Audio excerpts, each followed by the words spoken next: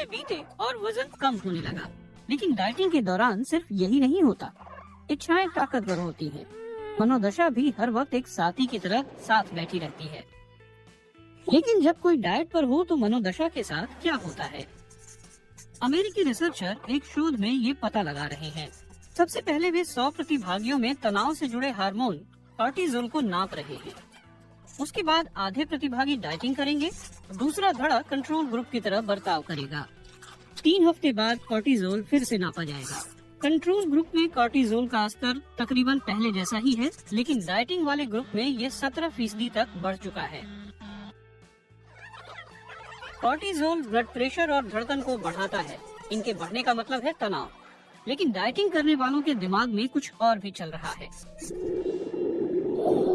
शोध दिखाते हैं कि भूखे लोग अक्सर सुपरमार्केट से बहुत ज्यादा कैलोरी वाला आहार लाते हैं, वो भी सिर्फ इच्छा को शांत करने के लिए। इच्छा और संतुष्टि हमारी हरकतों को प्रभावित करते हैं। मस्तिष्क में मौजूद कथित टेगमेंटम एक रिवॉर्ड सिस्टम सा है। ऐसे हालात में असल में यही हरकत में आता है।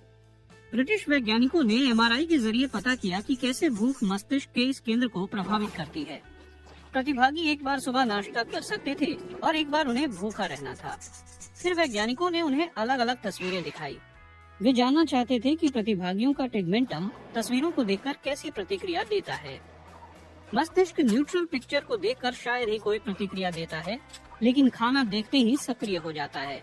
खास बात तो ये थी कि जब प्रतिभागी भूखे थे तब दिमाग में ज्यादा उछल कूद हो रही थी।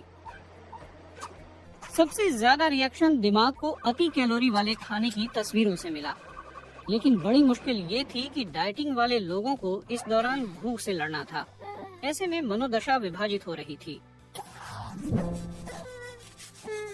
इसका पता स्वीडन में हुए शोध से चला। वहाँ 850 बच्चों और किशोरों से खान पान की आदतों और शारीरिक चेतना के बारे में पूछा गया।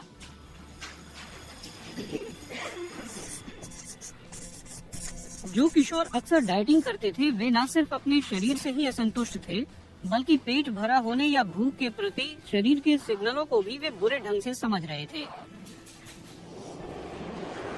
डाइट कैसे अवधारणाओं को प्रभावित करती है ये अभी पूरी तरह साफ नहीं है, लेकिन ये जरूर पता चला है कि डाइटिंग जितनी ज्यादा होगी उसका नतीजा भी उतना ही घातक होगा।